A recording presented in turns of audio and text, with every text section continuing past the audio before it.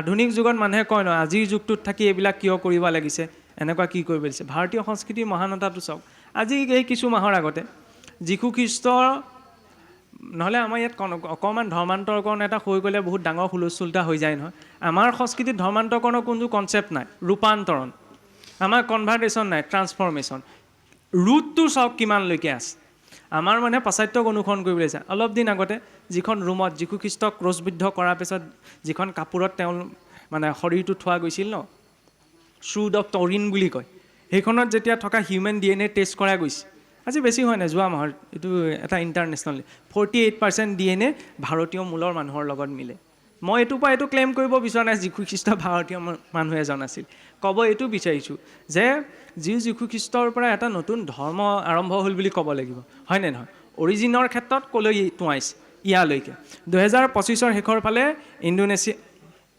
ইণ্ডোনেছিয়াৰ প্ৰেছিডেণ্ট ভাৰত ভ্ৰমণত আহিছিল পাৰ্লিয়ামেণ্টত এটা স্পীচ দিছিল চাবগৈচোন তাত তেওঁ এটা কথা কৈছিল যে মই আজি এসপ্তাহৰ আগতে মোৰ DNA টেষ্ট কৰি চাইছিলোঁ মোৰ 80% মেন DNA মেটচ কৰে ইণ্ডিয়ান DNA লগত কি ক'ব বিচাৰিছে আটাইতকৈ বেছি মুছলিম পপুলেশ্যন বেছি থকা দেশ হৈছে ইণ্ডোনেছিয়া চৌদি আৰব নহয় আটাইতকৈ বেছি ইণ্ডোনেছিয়াত আছে আৰু তাত ৰজাৰ যিটো ৰাজমহল তাত 256টা গৰুড়ৰ মূৰ্তি আছে বোলে কিয় কিন্তু মুছলিম দেশখনত এই ৰজাখনত 256টা গৰুড়ৰ মূৰ্তি ক'ৰ পৰা আহিলে বোলে নহয় আমাৰ অৰিজিনটোতো ভাৰতৰ পৰা আহিছে যেতিয়া ভাৰতবৰ্ষ 1947 চনত প্ৰথম স্বাধীনতা দিৱস পালন কৰিছিল তাৰ চিফ গেষ্ট কোন আছিল মহম্মদ সুকৰ্ণ ইণ্ডোনেছিয়াৰ প্ৰধানমন্ত্ৰী আছিল তেওঁ চাওকচোন নামটো কি মহম্মদ সুকৰ্ণ ক'ৰ পৰা আহিছে মহাভাৰতৰ নামৰ পৰা ৰাষ্ট্ৰ এখনলৈ যেতিয়া ৰাষ্ট্ৰপ্ৰধান এজন যায় তেতিয়া ৰাষ্ট্ৰখনৰ ফালৰ পৰা এটা গিফ্ট দিয়া যায় আগতে তাজমহল দিছিল যেতিয়া প্ৰধানমন্ত্ৰী নেহেৰুৱে তেওঁৰ হাতত তাজমহল দিছিল নহয় বোলে মোক আৰু এটা গিফ্ট লাগিব বোলে কি গিফ্ট মই এটা টেকেলিত অৰ্থাৎ এটা লোটাত অলপ গংগাজল লৈ যাব বিচাৰিছোঁ এইটো বহুত ডাঙৰ ইছ্যু হৈ গৈছিল যে মুছলিম পপুলেশ্যনৰ কাণ্ট্ৰি এজন প্ৰেছিডেণ্ট আহি পেলাই ইয়াত গংগাজল লৈ যাব বিচাৰিছে কিয় কাৰণ মোৰ ধৰ্মান্তৰকৰণ হৈ এতিয়া আমাৰ সংস্কৃতি বেলেগ হৈছে কিন্তু মই নিজৰ ৰুটটো এৰি দিব নোৱাৰোঁ নহয় হয় নহয় এতিয়া আকৌ ইয়াত গংগাজল বুলি ক'লে কিছুসকলৰ গাটো চিটচিটাই যায়গৈ সেইটো হ'ব নালাগে কোনোবাই গংগাত গা ধুবলৈ যায় নাযায় নিজা কথা কিন্তু সন্মান আছে এই গোটেই কথাখিনিয়ে ভাৰতীয় সংস্কৃতিটো সংঘবদ্ধ কৰি ৰাখিছে আমাৰ ওচৰতে মানুহবিলাক বাহিৰত ফুৰিবলৈ যায় গোৱা যায় অমুক যায় যাব লাগে নহয়নে আমাৰ অসমখনৰ ওচৰতে এখন ঠাই আছে সকলোৱে মোবাইলত চালেই পাই যাব মায়াপুৰ বুলি কয় মায়াপুৰত এটা সময়ত আটাইতকৈ বেছি মুছলিম পপুলেশ্যন আছিল এতিয়াতো বেংগলী মানুহ থাকে খোলাকৈ ক'বলৈ গ'লে কিন্তু বেংগলী মানুহতকৈও তাত ফৰেনৰ মানে বিদেশী মানুহ বেছি আমাৰ ফুৰিবলৈ গ'লে কাপোৰৰ পৰিমাণ কমি যায় হয়নে নহয় আমাৰ কাপোৰৰ পৰিমাণ কমে সেইটো বোলে আধুনিকতা তাত সেই বাহিৰৰ মানুহসকল আহি ইয়াত ঘূৰি ফুৰিছে দেখিলে বুজি দেখাম আমাৰ লাজ লাগে আমাৰ মানুহে ধুতিখন পিন্ধিব নাজানে হয় নহয় এইফালে ডাং খাই থাকে সেইফালে পৰি থাকে নাজানে নহয় জানে তাত আপোনাৰ ধুতি পিন্ধি মহিলাসকলে ভাৰতীয় মূলৰ তাতটোতো চাদৰ মেখেলা নিপিন্ধে ভাৰতীয় মূলতো শাৰী পৰিধান কৰে ন শাৰী পৰিধান কৰি পেলাই তেনেকৈ সেইটো বোলে ঘূৰি ফুৰাই নাই তাত যিটো বিশ্বৰ প্ৰথমটো বৈদিক মিউজিয়াম বনোৱা গৈছে ন চন্দ্ৰোদয় মন্দিৰ বুলি তাৰ কাৰণে 1000 কোটি টকা আলফ্ৰেড ফৰ্ড যিটো ফৰ্ড কোম্পানীৰ মালিক আছিল নাম লৈছে ভক্ত অম্বৰীশৰ নামত অম্বৰীশ দাস কাৰণ ঈশ্বৰৰ দাস হয় ন তাৰ ভিতৰতো সিমানলৈকে ঠিকেই আছিল এনেকুৱা এখন গাঁও আছে যিখন গাঁৱত আপোনাৰ মানে প্লাষ্টিকৰ পলিথিনটো এণ্ট্ৰি কৰিবলৈ নিদিয়ে পাছ এটা লাগে ভিতৰত যিখিনি মানুহ আছে চব ভাৰতীয় মূলৰ এজনো মানুহ নাই চব Russia Ukraine America Brazil Australia কেনেকৈ আছে সেই আগৰ দিনত যে ঋষি মুনিসকল আছিল এই গোবৰে লিপা জুপুৰি গাই গৰুৰ পৰা প্ৰস্তুত কৰা মাখন সেই দধি মথন কৰা দি তেনেকৈ প্ৰস্তুত কৰা চব মেটেৰিয়েল তাত ইউজ কৰে গুৰুকুলৰ ছিষ্টেম তাৰ অৰ্থ এইটো নহয় বোলে আজিৰ যুগত আকৌ আগৰ দিনলৈ ঘূৰি গৈছে নাই যোৱা আজিৰ যুগত পূৰ্বৰ নিজৰ সংস্কৃতিক জড়িত কৰিছে আমি A4 এপুল পঢ়োঁ তাত A4 কি পঢ়াই জানেনে কি পঢ়ায় বাৰু A for Arjun B for Balram C for চৈতন্য আমাৰ B for বল কৰি থাকোঁতে বল খেলিহে ডাঙৰ হয় বলৰামক চিনি নাপায় নহয় হয় নহয় ইংৰাজী শব্দকেইটা ধুনীয়াকৈ শিকে শিকাত আপত্তি নাই, আজিৰ যুগত চব শিক্ষা লাগে, কিন্তু তাৰ লগতে নিজৰ অৰিজিনটোৰ সৈতেও পৰিচয় হ'ব লাগে। মই এইকাৰণেই কথা প্ৰসংগ টানি আনিছোঁ। আমিতো এইখিনি হোৱা নাই, সিমানলৈকে কৈছোঁ নহয়, তাতোতকৈ ভয়ংকৰ কথা মই নিজে ব্যক্তিগতভাৱে পাইছোঁ, সেইকাৰণে মই পূৰা কনফিডেঞ্চত এইটো কথা ক'ব পাৰোঁ। অলপ আগত যে ওলাইছিল আমাৰ চাধাখন খোৱা নোখোৱাৰ পৰা উঠিবগৈ আমি নোৱাৰোঁ, তাত নিমখ নাখায়। মানুহে বোলে ডায়েবেটিছৰ কাৰণে চেনি নাখায়, তেতিয়া বুজিব পাৰি, হয় নহয়? সোৱাদৰ পৰা যদি নিমখটো আপুনি নাইকিয়া কৰি দিয়ে, তেতিয়া কি খাব সোৱাদৰ নামত? নিমখ নথকা বস্তুটো বোলে মই গোটেই জীৱনটো উপবাস ৰূপত গ্ৰহণ কৰিছোঁ, গতিকে ভোজনৰ পৰা নিমখ বাদ দি দিছোঁ। সিমানটোতো আমি কৰিবগৈ নালাগে। তাত তেনেকুৱা এটা লেভেলত গৈ কিছু মানুহে বাহিৰৰ পৰা আহি ইয়াত স্থায়ী নিজৰ দেশৰ নাগৰিকত্ব পৰিত্যাগ কৰি দিছে। কিয়? কিবা এটা বিশেষ পাইছে ন, আমিতো ইমানখিনিও কৰিবগৈ নালাগে। সেইকাৰণেতো এইখিনি কোৱা হৈছে, বোলে কৰ্ণে শুনে কৃষ্ণৰ কথা, মুখে বোলা ৰাম। মোক ধন টকা পইচাই যদি সকলো হ'লহেঁতেন, তেতিয়া মুকেশ আম্বানীয়ে ঈশ্বৰৰ ওচৰত গৈ হাতযোৰ কৰিবগৈ নালাগে নহয়, হয় নহয়? আমি ধৰি লওক বিয়া সবাহ এখন পাতিলে আমাৰ কি হয়? গোটেই আখুৰিক যিবিলাক কৰ্ম চব আমাৰ ওচৰত হয়। মুকেশ আম্বানী বিলেনিয়াৰ মানুহ, বিয়া পাতিছিলে নহয়, গোটেই পৃথিৱীয়ে দেখিছিলে। কেনেকৈ পাতিছিলে? গোটেই ধৰ্মগুৰুসকলক নিমন্ত্ৰণ জনাই সম্পূৰ্ণ এটা আধ্যাত্মিক পৰিৱেশত। আমাৰ আকৌ ডিঙি এটা নাকাটিলে নহয়, তেনেকৈ মিতি কুটুমেই নাহিব। আৰে কি কেনেকুৱা পৰ্যায়লৈ, এইবিলাক কথা কৈ লাভ নাই। হ'লেও বাৰু এনেকৈ নক'লে কেনেকৈ ক'ম? ক'ব বিচৰা হৈছে বিবাহ বুলি কোৱাটো এটা বহুত ডাঙৰ দায়িত্ব ন, পবিত্ৰ কৰ্ম। সেই পবিত্ৰতাৰে কৰিব লাগে, পবিত্ৰতাৰ মাজত আচৰণ হ'ব লাগে। বাকী কোনে কি খাইছে কি কৰিছে আমাৰ সেইটো দৰকাৰ নাই। এইবিলাকতো এইটো ডাঙৰ ডাঙৰ সংস্কাৰ হয়। তেওঁলোকে বুজিছে ন। ফৰ্ড কোম্পানীৰ মালিক, ক্ষমা কৰিব, এপল কোম্পানীৰ মালিক, তেওঁ ঢুকাই যোৱাৰ পাছত মানসিক শান্তি বিচাৰি পত্নীয়ে ক'ত গা ধুবলৈ আহিছিল? গংগাত।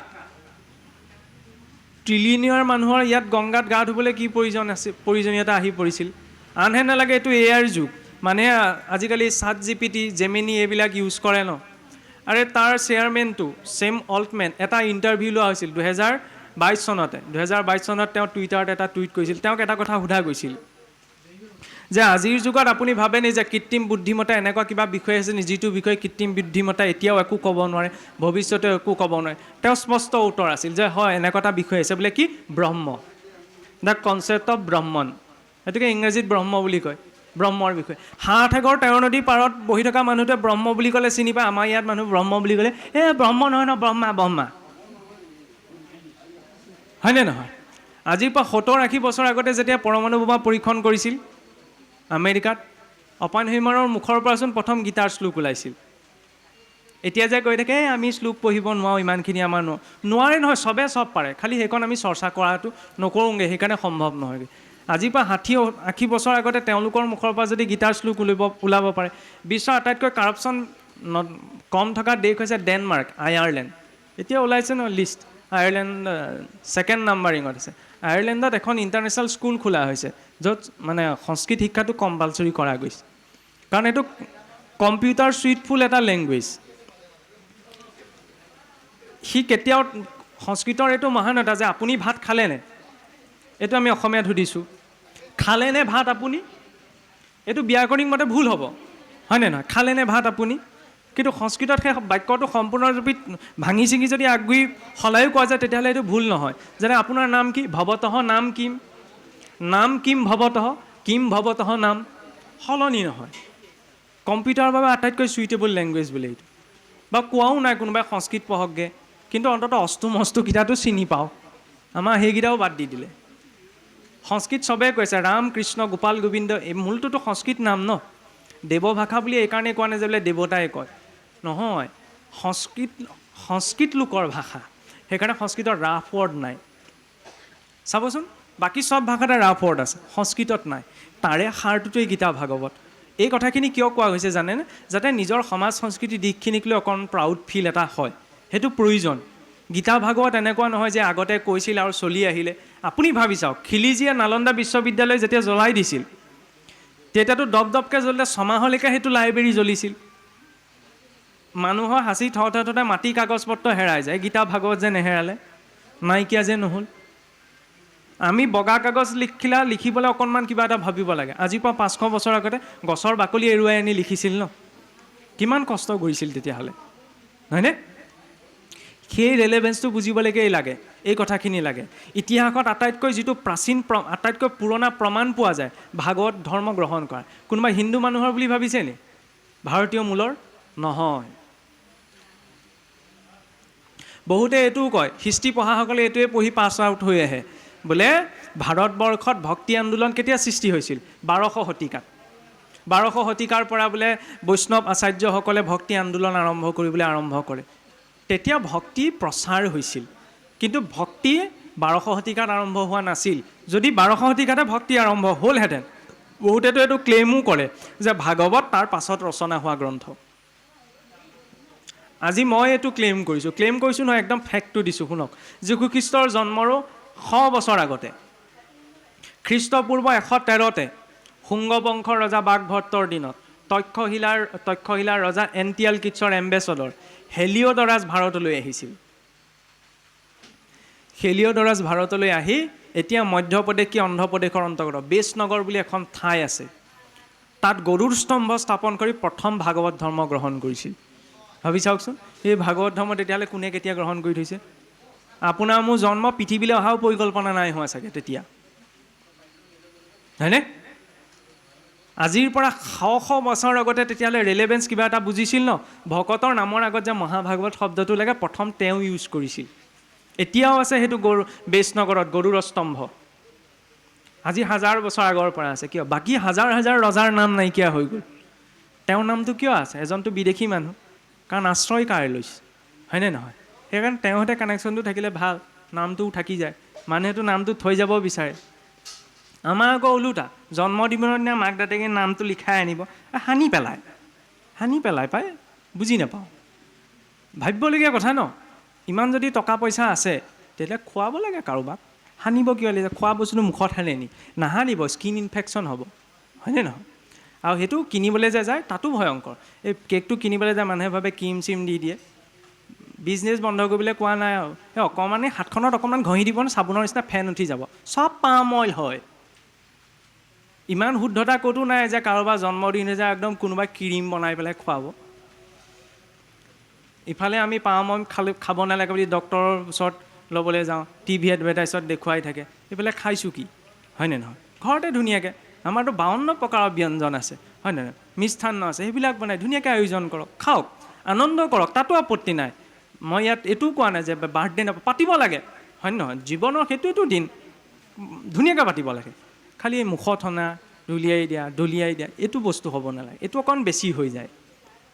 আৰু পৰাপক্ষত ধৰি লওক মমডালেই জ্বলাই লৈ নিজে ফু মাৰি নুমুৱাই দিব বোলে এইটো কালচাৰ নহয়। আমি জীৱনত কিবা এটা মাংগলিক কৰ্ম চাকি গছ জ্বলাই ধূপ গছ জ্বলাই পেলাই কৰোঁ ন, গতিকে জন্মদিন হয়, এই এটা বছৰ মাইনাছ হৈ গ'ল, গতিকে মংগল কামনা কৰি পাৰিলে চাকি গছেই জ্বলাব লাগে, ফু মাৰি কিয় নুমুৱাব লাগিছে? আমি নিজৰ নামটো থৈ যাবলৈহে বিচাৰোঁ, নিজৰ নামটো নাকাটো নহয়, হয়নে নহয়? নিজৰ নামটো কওক, কিয় লিখাব লাগিছে? সেইটোৰ পৰা বোলে সেইটো কৰিলেনো কি হ'ব? কৰাত আপত্তি নাই, তাৰপৰা মেছেজটো কি যায় সেইটো লাগে। বোলে অকল সেইটোকে পালাগে নে অকল সেইটো বিষয়তে কৈ আছা? কোৱা নাই, চলিত বিষয় ন, আজিকালিতো বহুত ডাঙৰ ডাঙৰ মানুহো তেনেকৈ পাতে, হয়নে নাই? আগতে কেতিয়া পাৰ হৈ যায় গমেই নাপায়। বিষয়টো কৃষ্ণমুখী কৰি, অৰ্থাৎ এটা আধ্যাত্মিক ৰূপ দি দিব লাগে। পাশ্চাত্য সংস্কৃতি আচৰণ গৈছে, তাত কোনো কথা নাই, কৰিবই লাগিব, হয়নে নহয়? যুগটোৰ লগতে আমি বহুত বস্তু গ্ৰহণ কৰিব লাগিব, কিন্তু তাক আমি কেনেদৰে এটা আধ্যাত্মিক স্বৰূপ দিব পাৰোঁ সেইটো আমাৰ মাৰ্গত লাগে। সেইবাবেতো আমাৰ চৰুটোকো ধৰ্ম সোমোৱাই দিলে, যাতে খং উঠিলে চৰুটোত ঠেকেচ মাৰি থ'ব নোৱাৰে। সদায় একে সোপাকে বনাই আমনি লাগিলে একে সোপাকে ধৰ্ম চৰুৱাই, হয়নে নহয়? কৈ দিলে। দিবলৈ যাওঁতে আকৌ কেতিয়াবা আগতে যে মন্দিৰবিলাকত মানে অন্নভোগ বনাই পেলাই ঈশ্বৰক অৰ্পণ কৰেহি, আমাৰ নকৰে। কিয় নকৰে জানেনে? আমাৰ বনাই থাকোঁতে টেষ্ট কৰি চাবলগীয়া হয়, নিমখ হৈছে নাই হয়, হয় নহয়? এই খাই দিলে বোলে উচিষ্ট হৈ যায়, আকৌ ঈশ্বৰৰ ছেকেণ্ড টাইম অৰ্পণ নহয়, সেইকাৰণে দিওঁতেই বোলে দি দিয়ে। আৰু থাৰ্ড আৰু এটা পইণ্ট আছে, বোলে কেলৈ দি দিয়ে, নহ'লে কেতিয়াবা এনেকুৱাকৈ ধুমুহাত খাবলগীয়া হয়, তেনেকৈ বৰদৈ চিলাও নাহে, ধুমুহাত খাবলগীয়া ধৈৰ্য নাথাকে। তেতিয়া যদি আপুনি ক'বলৈ যায় এনেকৈ অন্নমুঠি গ্ৰহণ নকৰিবা, অন্নমুঠি থৈ লোৱা, ঈশ্বৰক অৰ্পণা কৰা, খেদিব তেতিয়া, হয় নহয়? এতিয়াহে বেলেগ, ঘৰখনত ইমান সময় নাথাকে নহয়, হয়নে নহয়? সেই দুখৰ নিমিত্তিৰ বাবে তাতো সোমোৱাই দিলে। যিটো ইণ্টেনশ্যনত অন্নমুঠি পাক কৰা যায়, পানীকণ লোৱা যায়, পানীকটো লিকুইড কম্পিউটাৰ কোৱা যায়, যিটো ইণ্টেনশ্যনত চোৱা যায় মলিকুলাৰ ষ্ট্ৰাকচাৰ চেঞ্জ হৈ যায়, হয়নে নহয়? সেইকাৰণে আমি ঈশ্বৰৰ পাদুদক গ্ৰহণ কৰোঁ। মহৌষধ হয়। চাউল মুঠিৰ ক্ষেত্ৰতো তেনেকুৱা, শুদ্ধ সাত্বিকতাৰে পাক কৰা। মুখত যে কাপোৰ এখন বান্ধি লয় কিয়? বোলে মুখৰ হাঁহ নালাগিবলৈ মাস্কিং ছিষ্টেম এটা আছে, সেইটো হয়েই, যাতে অপ্ৰয়োজনীয় কথা নকয়, এটা শুদ্ধ ভাৱত পাক হয়। তেতিয়া সাত্বিকতা, পজিটিভ ভাইবছ এটা থাকিব ন খোৱা বস্তুখিনি, সেইখিনি যেতিয়া এইটোত ইনটেক কৰিব, তেতিয়াহ'লে নিশ্চয় ই পজিটিভ প্ৰভাৱ পেলাব। মই খাওঁতে যদি অদৰকাৰী কথা কিছুমান কৰি লওঁ, চৰচৰনিটো খামে বেয়া নিগেটিভ প্ৰভাৱ পেলাব। সেইকাৰণে ইয়াত কৃষ্ণাৰ্পণ ব্যৱস্থাটো। কৃষ্ণৰ প্ৰতিমা দেখে চক্ষুৱে ভক্তক, চকু দুটা কি? কৃষ্ণৰ প্ৰতিমা বুলি কওঁতে আকৌ আমাৰ অসমত বৰ সমস্যা নহয়, আমি মূৰ্তি মানো নামানো, এইবিলাক চব অদৰকাৰী বাং কথা। মূৰ্তি মানো নামানো, মূৰ্তিটো মানিবলৈ নামানিবলৈ কিটো আছে? মূৰ্তি আৰু, হয় নে নহয়?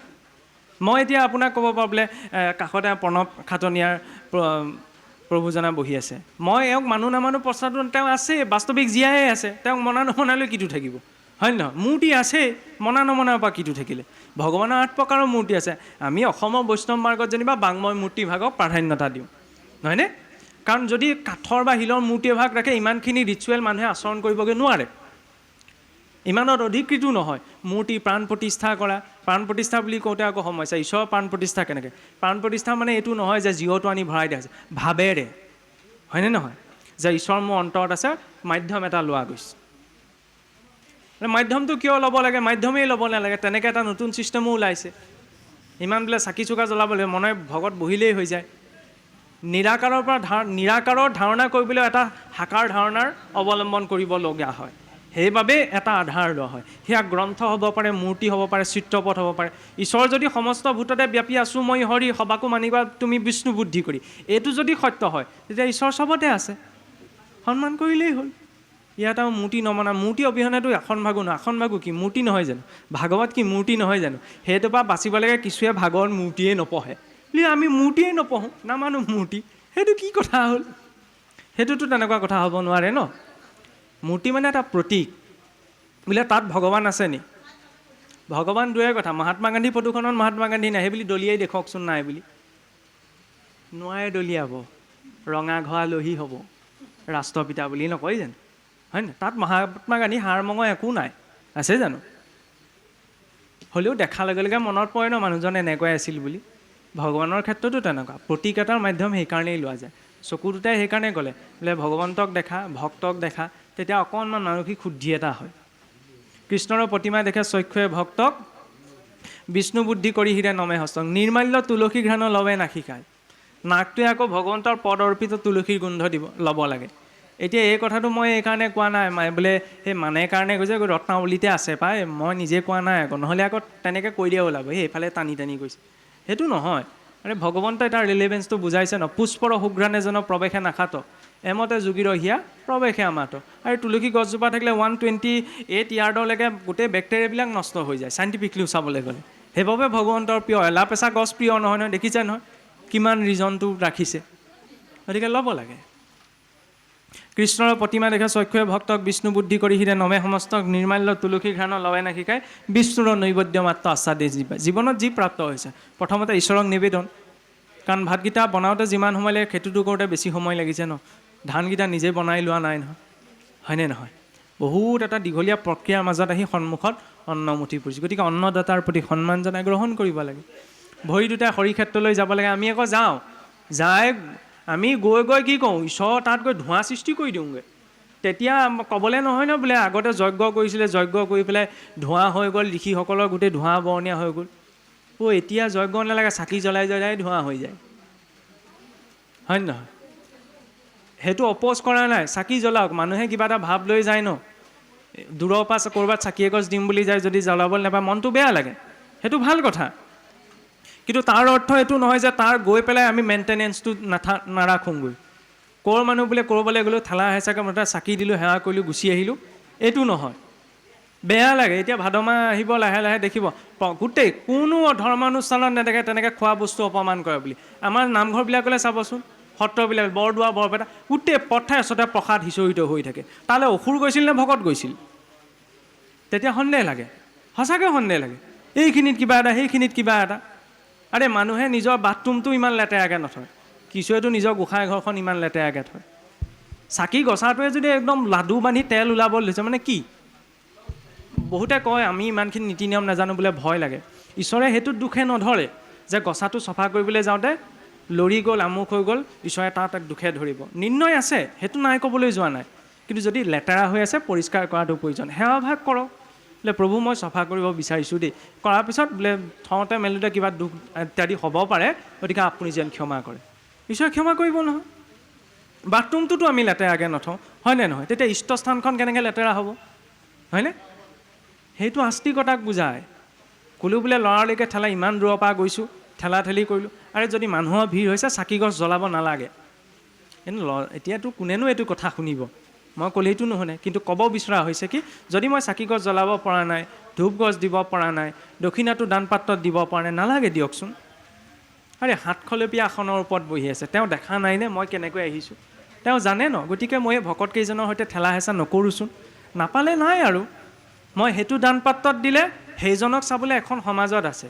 নামঘৰলৈ সোমাই যাওঁতে যদি চিৰিটোতে কোনোবা এজন বহি আছে, সেইজনক চাবলৈ কোনো নাই নহয়।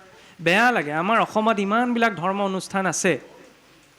এতিয়া আমি এই অনুষ্ঠানত ঘূৰি ফুৰিছোঁ, অনুষ্ঠানৰ নামত দক্ষিণা বুলি মই নকওঁ, দক্ষিণা কিবা এটা বৈদিক কৰ্মত দিয়া যায়। আমাক দিয়েতো দক্ষিণা নহয়, এইটো এটা প্ৰাপ্য। মই মোৰ কথাটো কৈছোঁ দেই, চবকে লেটিওৱা নাই, তেতিয়া কথাটো ভুল হ'ব। আমাক যেতিয়া দিয়া যায়, মোক যি দিয়া যায় দক্ষিণাৰ নামত, মইতোতো তাৰ পৰা বেলেগ কিবা এটা কাম নিজৰ যাৱতীয় বা প্ৰয়োজনীয় লগালেও নলগালেও নাই, হয়নে নহয়? মানুহে ধৰ্মৰ কাৰণে বহুত টকা খৰচ কৰে নহয়। মই নাম ল'ব বিচাৰোঁ, ইমান ডাঙৰ ডাঙৰ ধৰ্ম অনুষ্ঠানবিলাক আছে। যদি এনেকৈ যদি ব্যৱস্থা কৰিলে বোলে আমুক গাঁওখনৰ কাৰোবাৰ যদি ল'ৰা ছোৱালী পঢ়া শুনাৰ ক্ষেত্ৰত অকণমান সবল নহয়, বোলে 2টা ল'ৰা ছোৱালী পঢ়া শুনাৰ দায়িত্ব লৈছে, হয়নে? এইটো অনুষ্ঠানে বোলে পাছ আউট কৰি উলিয়াই দিলে। আৰে কোচিং চেণ্টাৰ খুলি দিয়ক, হয়নে নহয়? মানুহ আমাৰ ল'ৰা ছোৱালীয়ে ইঞ্জিনিয়াৰিং মেডিকেলৰ কোচিং কৰিবলৈ ইমান লাখ লাখ টকা খৰচ কৰেগৈ। এই ধৰ্মানুষ্ঠানবিলাকে ইমান পইচা আছে, কোচিং চেণ্টাৰ এটা খুলি দিয়ক না। বাহিৰত এইবিলাক হৈ গ'ল, আমাৰ ইয়াত কেলৈ নকৰে মানে ধৰিব নোৱাৰি। কাৰোবাৰ ঘৰত বোলে ঘৰ নাই, হয়নে নহয়? কাৰোবাৰ ঘৰৰ অৱস্থাটো ভাল নহয়, আৰে ঘৰ এটা বনাই দিয়ক না, কেঁচাই হওক, লাগে ন? সেইটোহে কাম। এই হাজাৰ হাজাৰ মানুহ গোট খুৱাই লাভ নাই ন, খালে বোলে খোলাকটি তাল, হয়নে নহয়? তাৰপিছৰ পৰা কি হ'ব? আৰে যিটো কাম 10জনত হৈ যায়, সেই একেটা কাম 10,000তো হ'ব। লাগে, সেইখিনিও লাগে, যাতে মানুহে প্লেটফৰ্ম এটা পায়, হয়নে নহয়? আমাৰ যে এনেকুৱা এটা অনুষ্ঠান এটা আছে ক'বলৈ, পৰিচয় দিবলৈ, সেইটো লাগে, কিন্তু তাৰ লগতে এইখিনি দিশোতো লাগে। ভগৱানৰ কাৰণে আমি উঠোৱাৰ দৰকাৰ নাই, মানুহৰ কাৰণে, প্ৰথম মানুহৰ কাৰণে, হয়নে?